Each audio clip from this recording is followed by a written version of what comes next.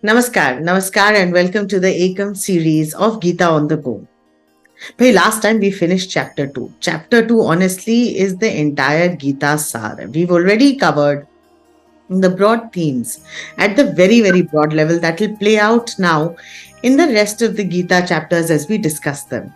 And therefore, it is with great excitement, joy, and anticipation that I always look forward to chapter 3, which is what we're going to discuss today. Chapter 3 is the chapter on the Karma Yoga, which is the science of action. Why it has always been my personal favorite, and I think Samir's too, but we'll let him speak for himself. Why the Karma Yoga chapter has always been my favorite? Because it always sets the world in absolute context. It actually brings out the first principles on which us, life, and the universe operates, the principle of karma. And while I know karma really gets a very bad rep, but the fact is that karma is all there is. And karma, and if I had to very crudely and broadly relate it, is actually Newton's law. We've spoken about every action having an equal and opposite reaction. Well, that's the physics representation. But while it holds true in physics, it actually holds much truer in life. Karma makes us realize that there are only actions and consequences. There are no judgments that can be made around it. There's no idea of good, bad, right, wrong, sahi, galat. There are only actions and there are consequences. And therefore, the three big themes that we will cover with Karma Yoga are going to be first, the theme of the idea of karma itself, the idea of how it is about action and consequence. From there, we will move on to the second theme, which is therefore, what is the science behind this idea? How does karma really play out? What are the kinds of actions and consequences? What's the difference between destiny and free will? And we will talk about that. And therefore, linked to that will be the third part of the conversation, which is where we shall actually discuss how do you therefore ensure that you stay in this world but maintain your detachment from the consequences of this karma. Sounds magical? It's absolutely possible. With that, I'm going to welcome Samir to the Eikam series of Gita on the Go. Hello, Samir. Namaskar, and it's great to have you back. Namaskar. And that was a very nice summary of what we have already covered. It's Karma Yoga, as you rightly said, is one of my favorites. It's very difficult for me to say, oh, this is my favorite shloka in the Bhagavad Gita or whatever. But karma is one of the favorites for the simple reason that's my starting point, right? I mean, in this journey, very clearly, Krishna in the immediately as he starts off on that chapter, he actually launches into one very clear statement. He says, you cannot be in inaction. Let me quote. He says, Nahi kaschit kshanamapi jatu tishtyata karma krit karyate hyavasha karma sarva prakriti jair gunaihi. Eika. Just see what he said. He said, you cannot be in inaction even for a second. Not even for a second. Oh, so you know what? I want to become a sannyasi. I want to run away from my battle and I want to sit and meditate. Now look at the verbs. Sit, meditate, are action. So Krishna is so very clear. He says that even if you sit down and meditate, that's an action. Doing dhyana is an action. You cannot run away from the fact that because you have a body, you have a mind, and you have an intellect, you can avoid action. You just can't. But what is important, he says, is that action is an essential element of the Prakriti and the Gunas. We will examine the Gunas much later, but Before that, Samir, I'm sorry to jump in on this one. This actually takes me back to two concepts that we've covered earlier. In chapter 1, you remember the last phase of chapter 1 where Arjun is saying ki mujhe ladai karni nahi hai. I just want to run away from here because then I will not accrue I don't want to accrue the papa of my own family kith, patricide and fratricide at all. So I don't want to be there at all. So Correct. the moment you bring into fact the action that even the act of running away, जैसे आप कह रहे हैं वो भी तो कर्म है, तुम क्या करोगे उसके बिना? Correct. And since you brought up this wonderful aspect of both the Prakriti and the Guna, I think this is the perfect time to explain how that works. So, see, when we look at Prakriti and Guna, okay, so just tell me, you're right now in a particular place? Yes. Physically? Yes. Also, temporarily, in a time frame, you're also in a particular time zone, right? Yes. How did you come here? I was born somewhere and then I grew up. No, right now, you're on a chair, you're sitting in your room. Walked to here. Correct. You walked there, right? The act of walking to your room and sitting down, are they all karmas? Yes. Because those actions, what is the consequence? You are where you are right now. Yes. So, wherever I am right now is because what I did in the past. Yes. Past leading up to this, present. Yes. Past leading up to this present. Yes. Now let's take one very interesting concept which we did not touch upon in chapter 2 because we will bring this up later on. Yes.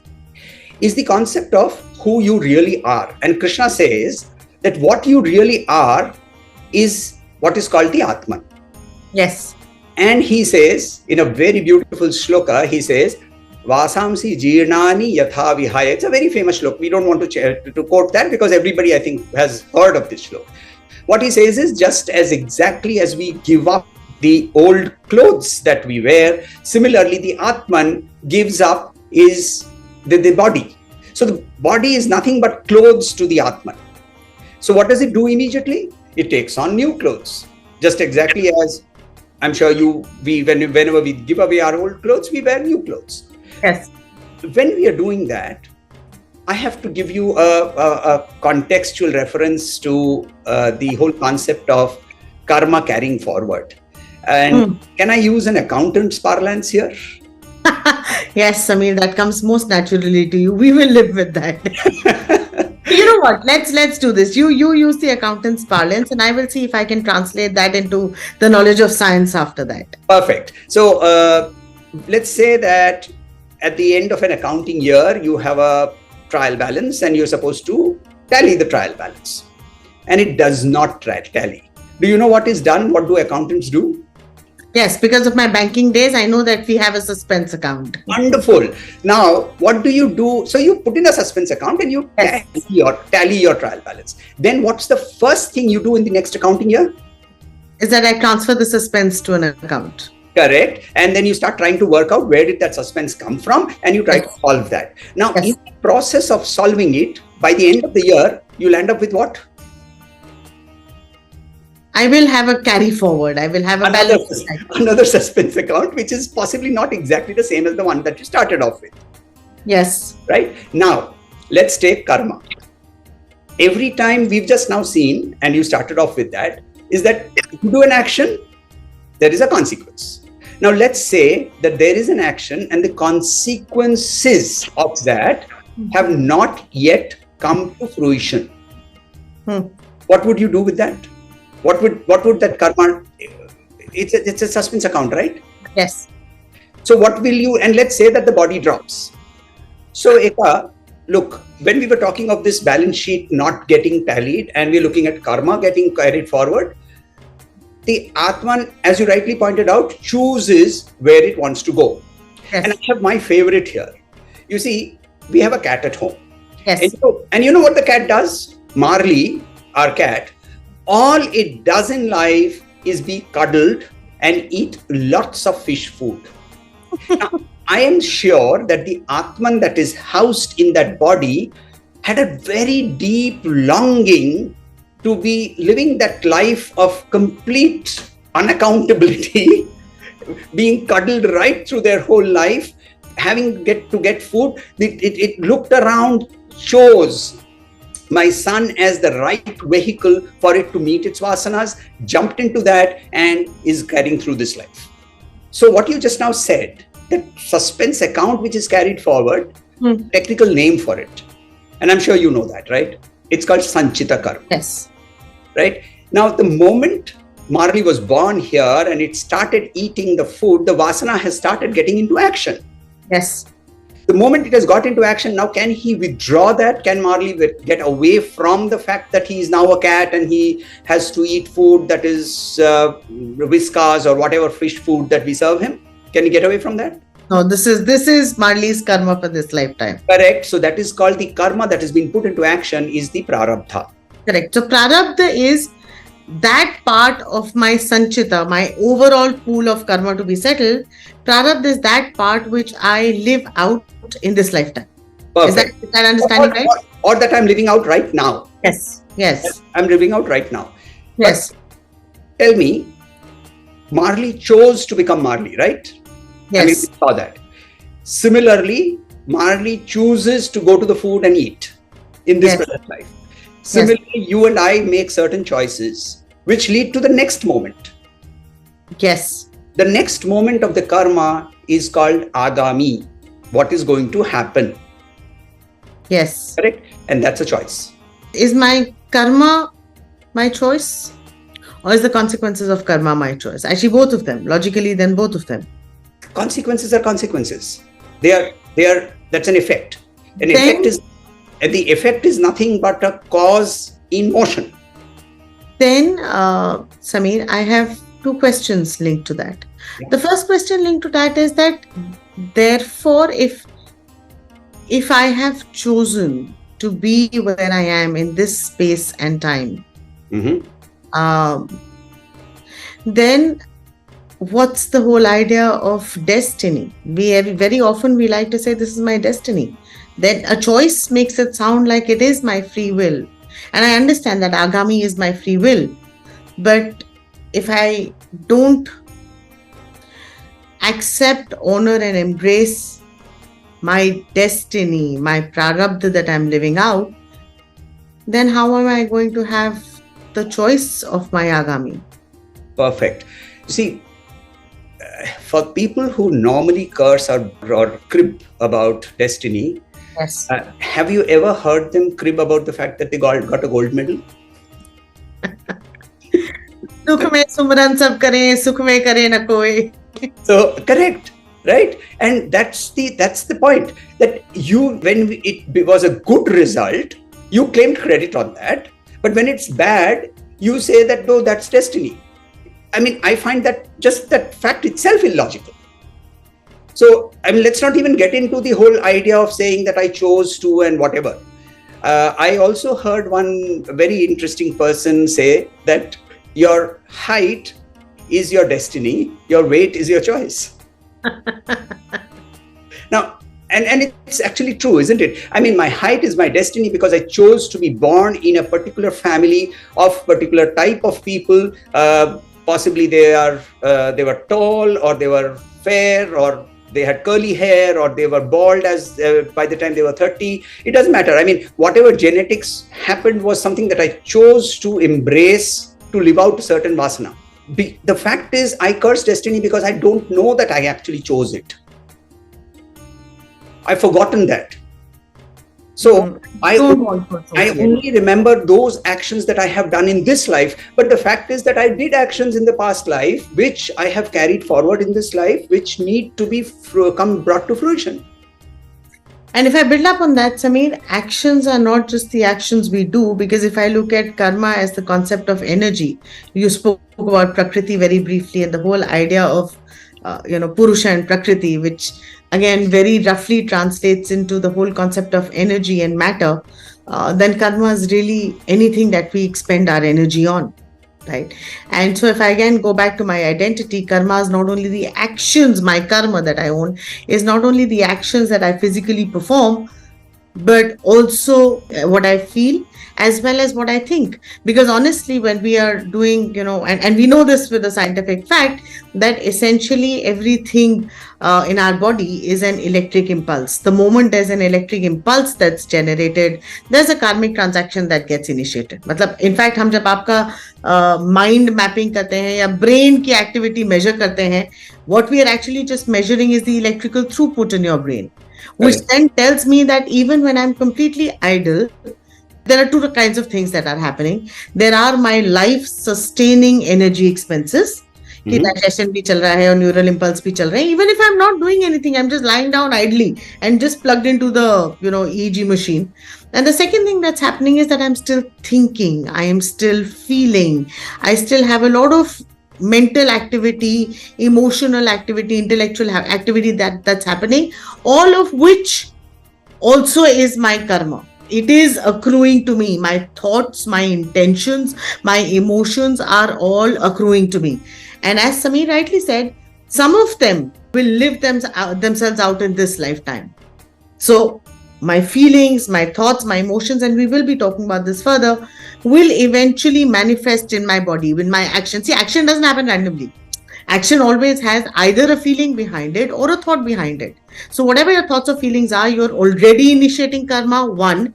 2, some of it or a lot of it or most of it will have consequences immediately in this lifetime, either in your body or in your body, as in terms of internally to the body, whether it's disease, whether it's flu, whether it's allergies that you may have, and as well as the consequences it will have on your actions in relation to the external world.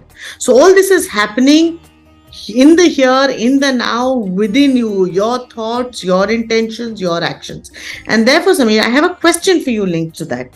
That if this is all going to become my agami karma, what I'm thinking, what I'm feeling, what I'm doing, and I go back to the accounting parlance in this, then how do I reach a state where at some point of time I'm able to shed this, I'm able to balance this and not continuously incur, because every time I take a breath, I'm incurring some kind of karma which will play out, right? Agami karma. And if I want to really truly step into my own free will and my choice of the agami I choose, then how can I do this? Okay, so I'm going to break up this answer into two parts. And first one is going to sound very, very ridiculous, because is this something that the Gita says? Well, I don't know. I mean, this is something that I think the Gita says. And the first part of whatever I want to answer to your question is fake it till you make it. Let me give you a particular shloka from the Gita itself, which tells me that I must do that. Let's quote. Yad yad dacharati shreshthas tad deve taro janaha sayat pramanam kurute lokas taddanu vartate. What he says here, Eika, Shrestha. The word Shrestha here means a leader. And Itara means the common person. And what he's saying here very clearly is whatever the leader does, the follower will do. Now, in the context of the war, he's telling Arjuna, look, if you don't fight, people who are with you will not fight. Whether you are still in detached mode or in involved mode, it doesn't matter. Get there and do your duty. Yes. That's the part of what I'm talking about, saying fake it till you make it. So yes. Get there and do your duty. Now, I am not a leader. Of course, you are a leader. You are a role model to somebody in this world. And just imagine, do you want that person? It could be your daughter, it could be your neighbor's son, it could be your neighbor himself. I don't know who it is, but there must be somebody, there will always be somebody who's looking up to you, looking up to certain aspects of you and saying, hey, I want to be like that person. And if you are not living that role of being a role model, then you're not only destroying yourself, but you're also destroying somebody who's looking up to you. So, Samir, एक second pause करिए. मैं तो कह रही हूँ that even if you're not a leader to anybody else on the planet, you are accountable and the leader to your own self. You're accountable to your own self. Correct. So it's not a function of who. If somebody else wants to be like you, the question is, do you want to be you? Do you Correct. want to be like you? Very nice. The consequences of all the karma that I entail or accrue or transact on will be mine alone. और किसी के हो या ना हो, मेरे अपने तो हैं. Correct. In everyday here and now. So to answer that question, now that I have started faking it before I have made it, now how will I actually make it? Yes. That's the real part of your question. And there I'm going to quote from, not quote really, I'm going to actually draw a parallel to the Kathopanishad. Yes. Kathopanishad, incidentally, is an interesting Upanishad where it's a dialogue not between two rishis or to one rishi and his shishya, but between a 12-year-old boy and the god of death, the god who rules over the process of death, Yamraj. And Yamraj very beautifully draws an analogy, and he says that this body is a chariot, right? It's inert. It doesn't move on its own. It's a chariot, but it's a very nicely ornate, beautifully decorated, fully functional chariot. What draws it are the horses. Yes. The horses have to be reined in. So there are 5 horses. Actually, in the Mahabharata, if you notice, there were used to be 4 horses, whereas in all pictures that you see of Arjuna and Krishna talking, you will see 5 horses, because these 5 horses are the symbolic of the 5 senses. Yes. And there are therefore these reins which are held by the charioteer. Yes. And then there is the passenger. Yes.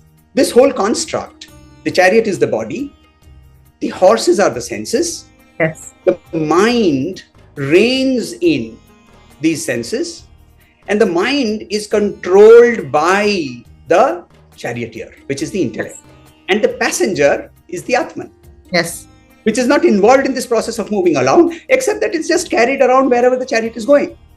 If you remember in the Sankalpa Vakya of every end of every chapter, what do we say? We say Bhagavad Gita, Su Upanishad, Su. The reason is, right in the Bhagavad Gita itself, he brings about this concept very, very clearly right here. And he says, if you do not allow... Now, what does Yamraj say? Yamraj says that, look at a chariot where the horses are completely running amok. The charioteer has no control over the reins have no control over the horses. What's going to happen? The chariot's going to overturn at some point of time, right? Poor Atman will be getting away and bounced around. Atman is going to keep bouncing all over the place. Now, in such a scenario, what is the correct order of things? The order of things is very simple. Our senses, controlled by our manas. Our manas, controlled by our buddhi. Our buddhi, controlled by the Atman, that. Right? Yes. In our rishis did not even have a word for it. They just called it that. Let me quote. Indriyani paranyahur indriyebhya param manaha manasastu para buddhir yo buddhe paratastu sa. Now, Eika, what does he say here? He says Indriya, which is basically the sense of the body, right? The 5 organs of input, the 5 organs of output. That is why we call it the Dasa Indria, the 10 Indriyas, the input-output devices, which is basically the body. Yes. Para means beyond or superior to, says the mind is superior to that, buddhi is superior to the manas, and that, saha, that, the Atman, is superior to the buddhi. And this is exactly, by the way, what the Kathopanishad says. I remember in my reading of the Kathopanishad. Correct, which is why we say that the Bhagavad Gita is actually very, very virtually like an Upanishad. For that matter, I quite often tell people that do not get into the complexities in our lives. Upanishad, the context of the Upanishad is that you retired from an active life and you've gone into a very active mental life. Yes. Unfortunately, if you're living in the world here where you are in the battlefield, then the Bhagavad Gita is your Upanishad. Yes. And right here we have the Upanishad, the truth. But if you allow your senses to determine what you are going to do, then you're going to be trapped in this consequence, action, consequence, action, consequence, action, consequence. And which is why you see Acharya Shankar in Bhaja Govindam, it's a cry out for saying that I've realized that. And therefore, I call this my treadmill mantra. You're on the treadmill and you're running for 1 hour, but you're not going anywhere. Punarapi jananam, punarapi maranam, punarapi janani, jatare shayanam. Iha samsare bahudustare kripaya pare pahi murare. It's a literal cry out by Bhagavan Shankaracharya, who says that this is the cycle. And why is that a cycle? Because it's a cycle because I chose it to be my cycle. I allow my senses to determine what my mind will think, my mind to determine or destroy my discrimination, and there I go doing actions and facing the consequences, and then I blame destiny.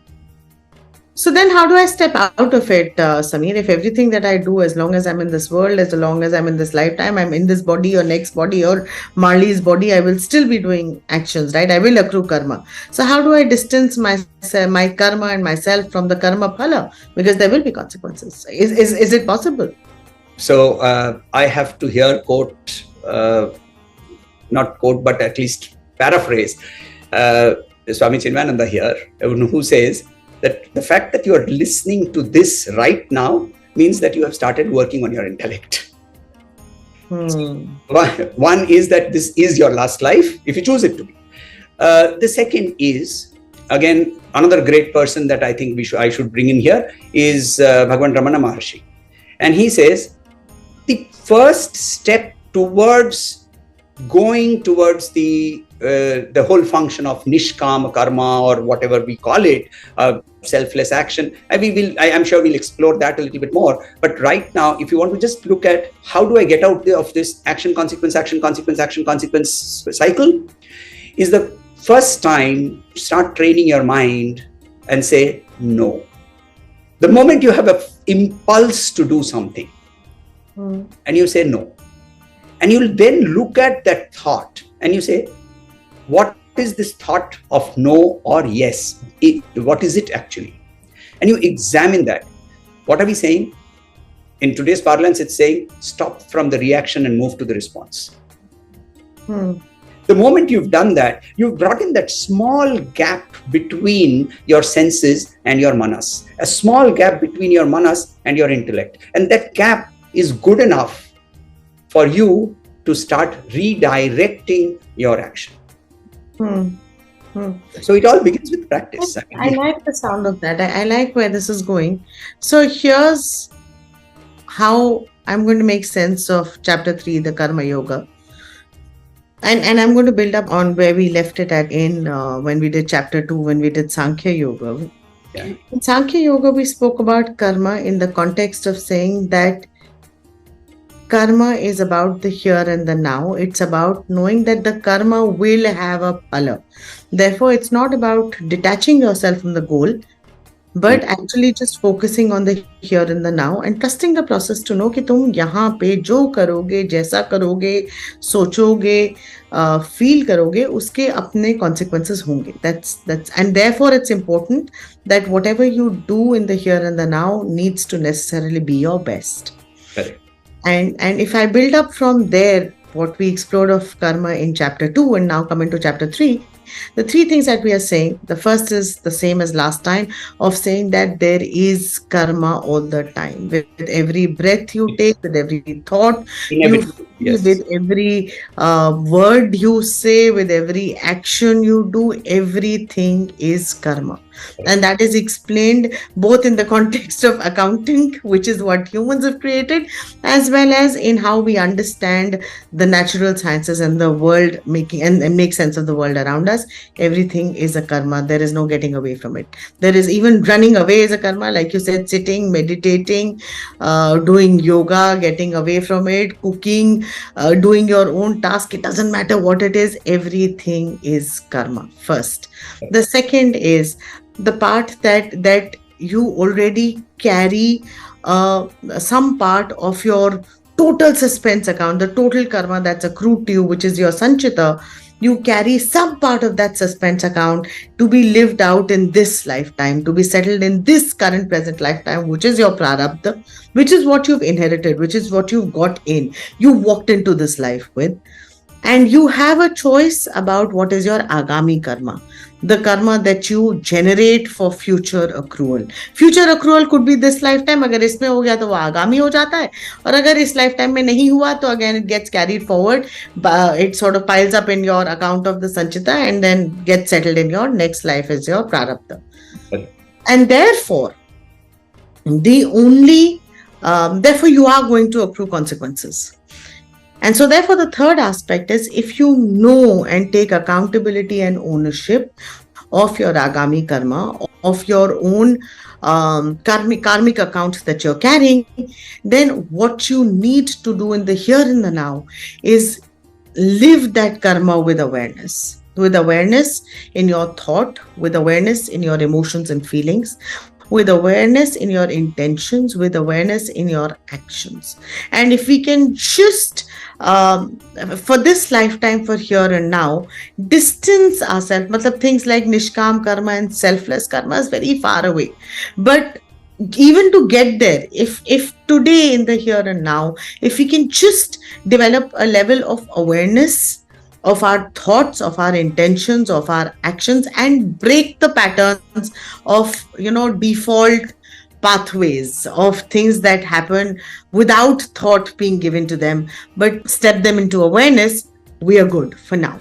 Is And therefore that is what Bhagwan Sri Krishna is also saying to Arjun there in the battlefield, that whether, because remember Arjun had wanted to run away. So Bhagwan Sri Krishna says that you had wanted to run away, but running away is not going to take away the accrual of any karma that you inherit, because that is a karma that you play out. You accrue karma when you run away. Similarly, at the second level, his understanding of saying that, Arjun lamenting, saying that why am I here? Why do you have to do this? And all of that. And Bhagwan Sri Krishna explains that in the context of saying, ye tumhara prarabdha hai. You need to live it out in this in this lifetime. And therefore, if you don't want to accrue this, you need to settle this. And then Arjun goes on to say, no, but then, I'm going to kill them, and I will, attach myself to the consequences of that action. And that's why Bhagwan Sri Krishna says that no, you need to do it with a sense of detachment and a sense of your duty, so that you are not attached to the killings that you do. I think this will need further exploration, which is what we will get into as we go further along in the Eikam series of Gita on the Go. And it is with this intention around how do we, after we've just created awareness of our own actions, our thoughts, our intentions, our emotions, how do we then snap those regular pathways that we seem to get into by instinct and move on to detaching ourselves from our karmic account, our ledger, settle it, balance it, and shed our karmic transactions on the Eikam series of Gita on the Go.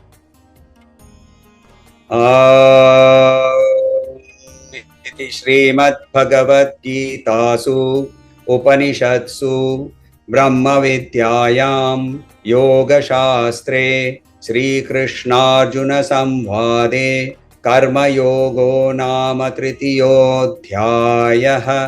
ॐ शान्तिः शान्तिः शान्तिः। हरिः ॐ।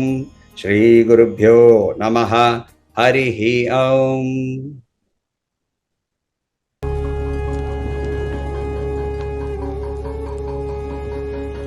na na na na